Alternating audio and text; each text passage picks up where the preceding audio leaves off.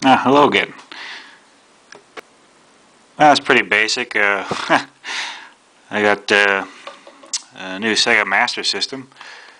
Well, new. I never had one before. Much like a lot of people in North America, I was barely aware of the existence of the Master System, when it was new. So I got a Master System, 2 game pads, a light phaser, original power supply, and an RF unit here, and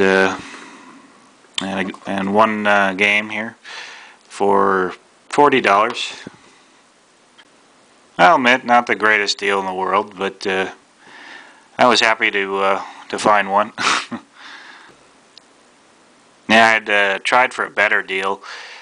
They had one closer to where I lived, but someone got that to it already and bought it. But it didn't come with any game pads, though. It only came with the control stick. The games are pretty good. The one that got away there, but let's see. And then there was another one, $30, but it didn't come with any controllers at all, and no games. So I just sort of put that one on the back burner. Maybe get that some other time as a backup system.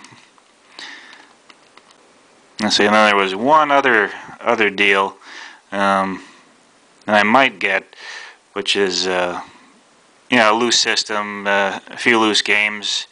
Not liking the price, so I'm trying to get the guy to come down on it. And mostly I'm looking for another Sega Master System for 49er Nation 1. But I want to find one with some game pads, because the game pads are kind of hard to come by. Yeah, he just one of his recent pickup videos, he just got a bunch of Master System games, but he doesn't have a system to play it on. And I feel for him. I hate getting it sucks to get games or a system with no gamepad, and it's there, but you can't play it. And here's a little, I guess, a NES gamepad comparison here. It's got just a little bit smaller, smaller than the NES pad. It's also got fewer buttons. It's only got 2 buttons instead of the 4 that we got on this one. It's not all bad, though. I mean, 1 and 2 can essentially work as sort of like the positive and negative that you would find on modern consoles, or the A and the B on your 360 controller, forward and back. Well, more buttons would be better, and the choice of a sort of rounded square is that was a bad choice. It just conflicts with the D-pad movement, the shape itself. You need a circle. You don't want a rounded square. I don't know why they went with a rounded square, but well, it's 9-pin, so you can plug in a Genesis controller if it really bothers you that much. I'm going to give it a go with these, though, test them out. Once I get like a platform game, that would be a good test. Maybe Psycho Fox or something like that.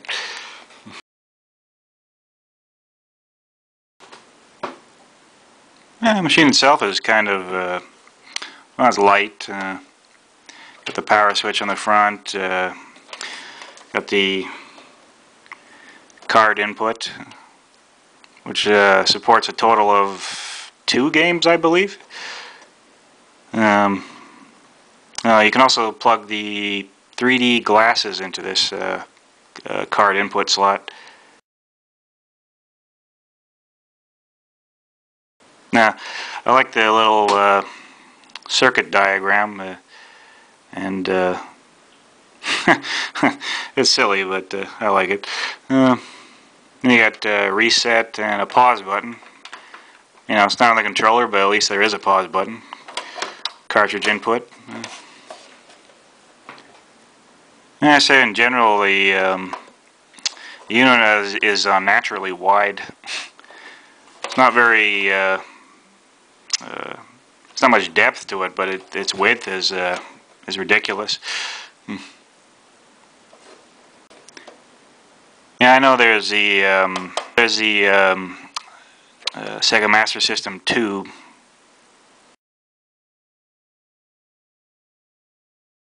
Yeah, I've seen that one by Tonka. It's yeah, I still wouldn't mind getting one of those, but it's much like the Model 2 Sega Genesis. It's a cheaper manufacturer. A lot of little features get pulled out of it. Doesn't have the card input slot, so you can't play the 3D. You can't input the glasses and use it on the 3D games.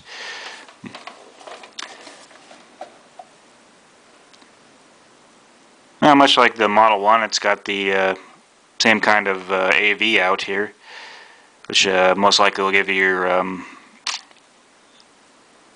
your composite quality output.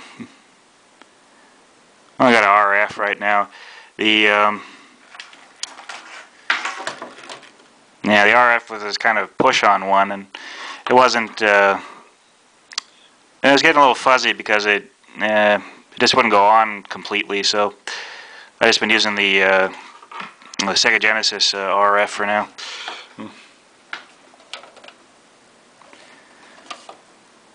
Essentially, if I ever get a replacement for my Commodore 64 AV cable, I can use that to plug into this as well and improve the output on it.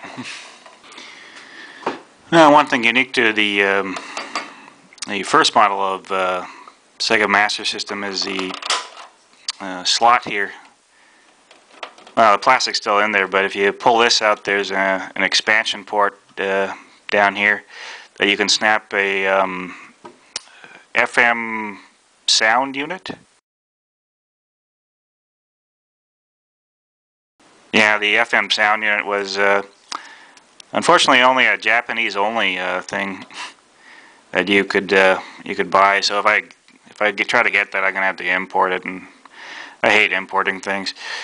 Yeah, one thing is the Japanese model of Sega Master System had the FM unit built into it. So, you know, and then the Master System came here, and then they stripped out that extra sound hardware. Yeah, it's debatable. Some people, they like the original sound just fine. Others, they want the richer FM synth quality to it, and yeah, it is subjective. Some people don't like the way FM synth sounds. So, there were quite a few Sega machines before this one, actually. They had the SG-1000.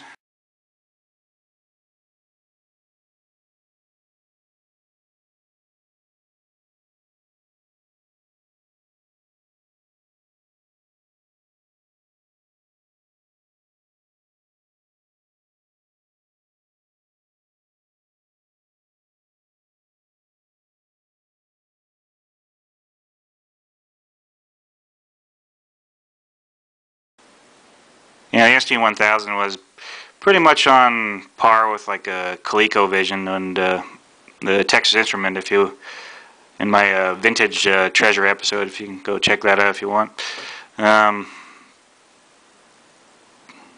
there was the SG-1000 Mark II and the SG-1000 Mark III.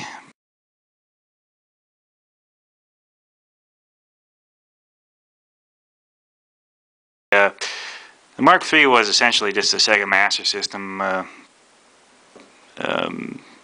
a different shell. Yeah, the Sega Master System didn't do so good in North America and Canada and so forth. Did okay in Europe and Japan. Did phenomenally well in Brazil. I don't know why it did so well in Brazil, but had probably the longest standing in Brazil. they're still making stuff, based around the Master System, plug and plays, and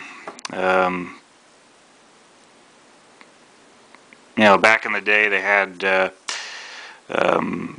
some ports that only exist in Brazil by Tectoy, including what was it, Mortal Kombat?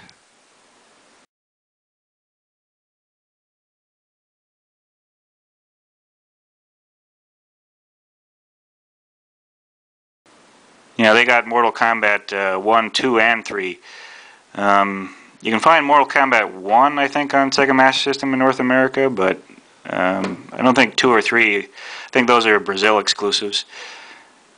And there was also Street Fighter 2.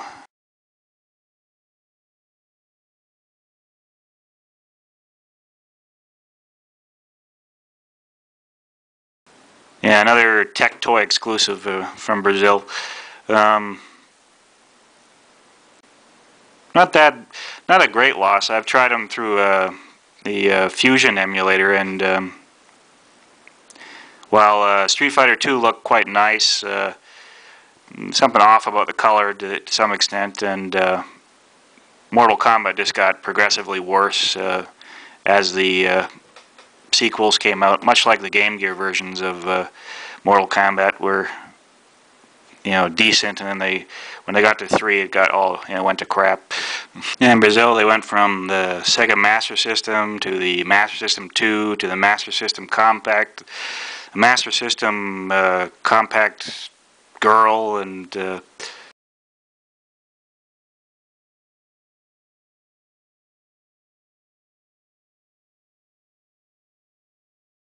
something nice about the Sega Master System is you can take SG-1000 games and play them in the Master System. Now, let's not forget the Genesis Mega Drive power base converter. Yeah, that's another option. You can use to play Master System games. You can find one anyway, and I guess the only limitation on that one is that it only is circular, so it will only fit on a Model 1 Sega Genesis. Yeah, horsepower-wise, the Sega Master System is definitely stronger than the NES. It has a larger color palette. The sprites are 15 colors instead of 3 colors. The number of on-screen colors is higher. Yeah, it's 32 instead of 16 colors. And in general, the sprite rendering ability of the Sega Master System is roughly a good 20% better than the NES. As an 8-bit console platform, it was definitely a better choice if you were trying to make like a fighting game or anything with large sprites. Or yeah, it's kind of nice. The unit itself has 2 built-in games in it. It varied from model to model which games and how many were in there. But the one I have here has Hang On.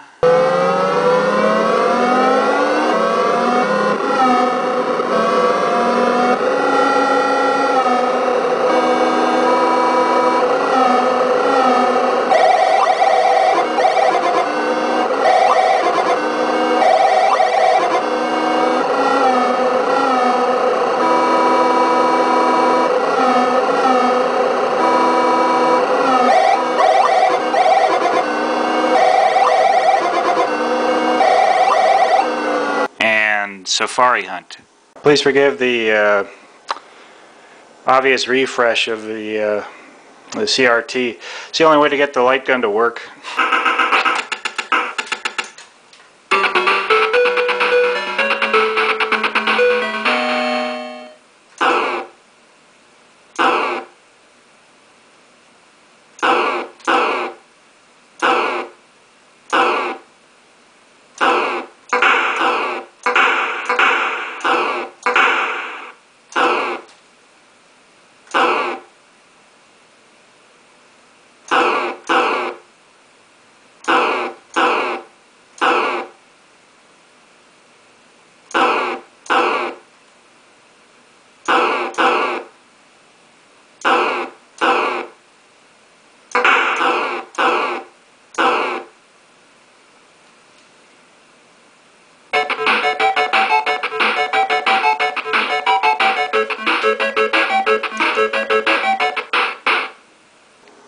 Yeah, Hang-On's a decent 8-bit rendition of the arcade original, and Safari Hunt is essentially like Duck Hunt, but with more character animals and more backgrounds, and just a little less repetitive, but essentially the same game as Duck Hunt. Yeah, here's the one actual cartridge I have, Casino Games. Now this comes with well, 5 games, but 3 of them are card games. So you got poker, blackjack, and baccarat.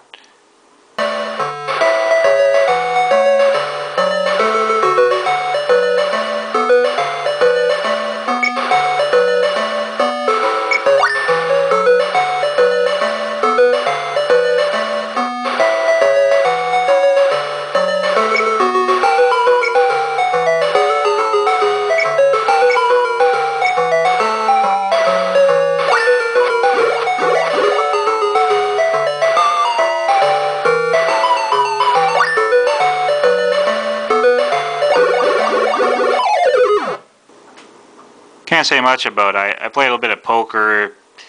Yeah, I mean, it's a card game. I mean, there's not much you can say about it. It's pretty basic to make. And I got slot machines.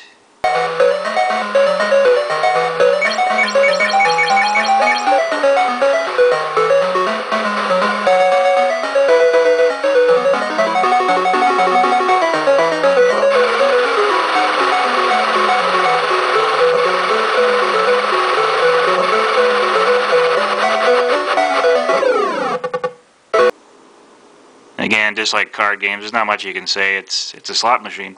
Then you have pinball.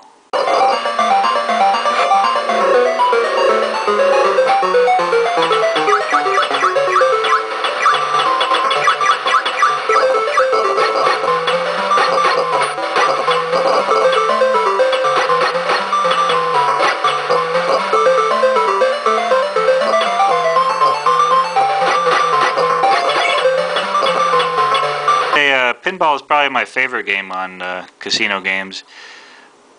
I don't remember a lot of pinballs in, pinball machines in casinos, but oh well, I still like it. It has a good sense of. I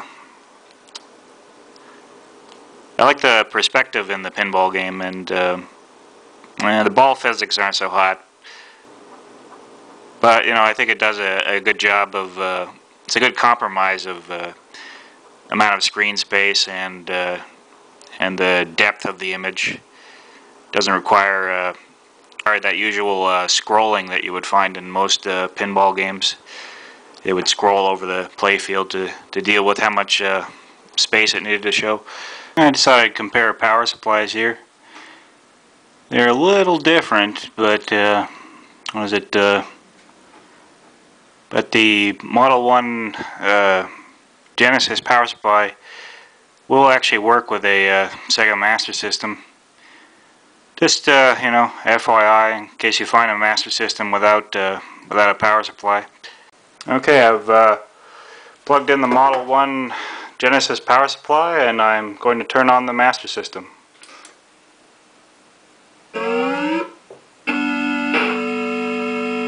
So there you go. It works.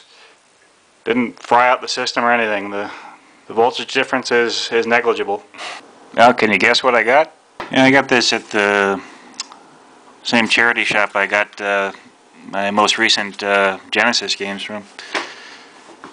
Came with let's see, magnifier. I don't really use that very much. Battery pack. And the Game Gear unit itself. Yeah, this all cost me $6.50 altogether, which was pretty good.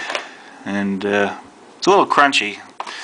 There's some damage on the inside, but the rest of the case is in fine condition. In the same place, I found a second Game Gear. That was $2, and yeah, it's not in the greatest condition. I'm gonna have to take some plastic polish to this and you know, spend a couple hours carefully massaging these scratches out of it. Game Gear is essentially just a portable master system. There's actually there was an unofficial, well, I think they were all unofficial, but they made several converters, adapters for Master System games to go into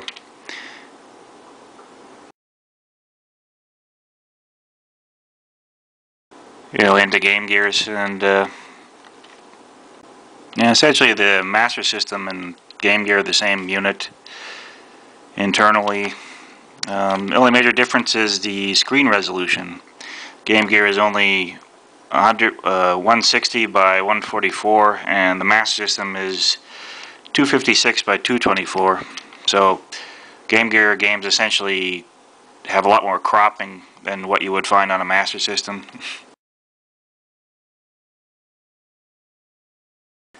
Unfortunately, the securing screw is missing, though, so I'm going to have to find some sort of alternative or replacement for that. Yeah, both units definitely need a little TLC. You have to take them apart, clean them, refurbish them.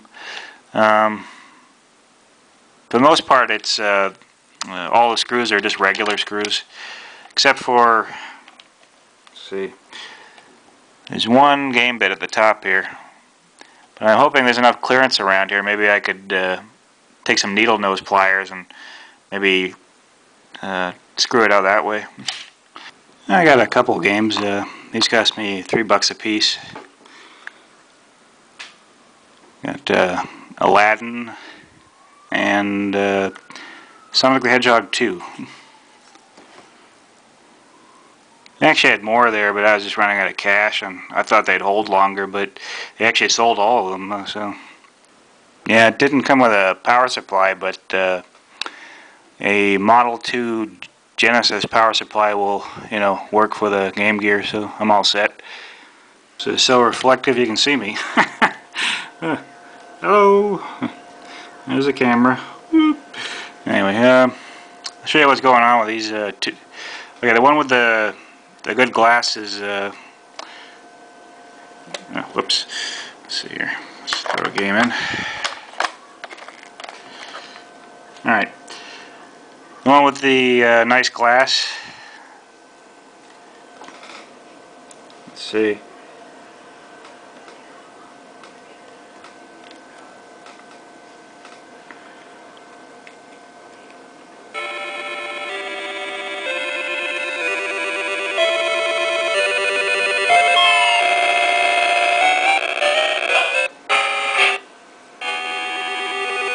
Yeah, you hear the sounds pretty good,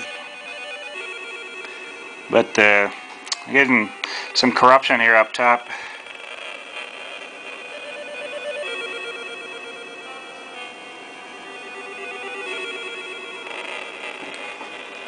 Let's see. Now the one with the scratchy screen. Let's see here.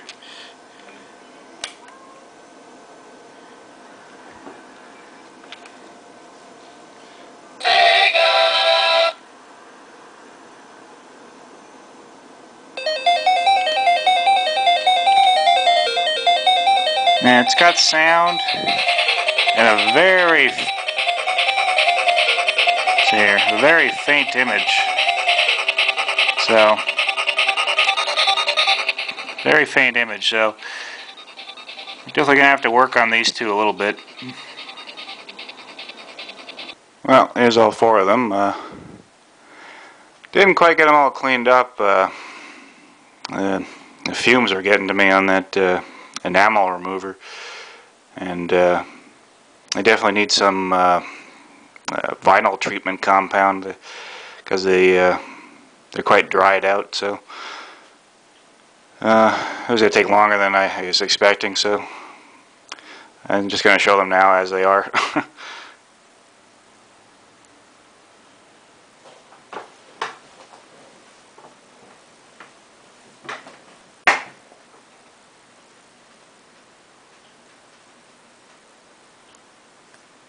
Here's something interesting. What is it? Michelangelo has a M stamped into the back of his head. Raphael has nothing. Leonardo has an L. And Donatello a D. Yeah, I was hoping to include this shout out in my next Vintage Treasure episode about the Amiga 500 here, but I ran into some technical difficulties with the output. I need to plug it into an LCD, but I don't have the cable to do that, and the original CRT just doesn't film well at all, so that's going to be put on the back burner. But anyway, on to the shout-out. I want to give a shout-out to pacbilly. He's a YouTuber that just started out in April of this year. He does playthroughs, mostly Commodore 64 right now. There's 6 videos up there right now. They're all pretty good. Yeah, playthroughs and some funny commentary. Let's see, me and Jim Plays Games, Retro Deuterino, we're subscribers. He's up to 19 subscribers right now, but you know, I think any YouTuber needs at least 100, and so I just decided to do a little shout out to him, pacbilly. I'm going to include a link below to one of my favorites, which is a playthrough of Elvira, Mistress of the Dark on Commodore 64. Yeah, I'm going to have to agree with Bithead 1000 on you know, YouTube channels dedicated to just attractive women talking about blah, you know, who get you know, thousands of subscribers and fans, and I want to marry you and all that, and just, you know, I've included a link in the description. It couldn't be easier. Just click on it and off we go. I will see you later.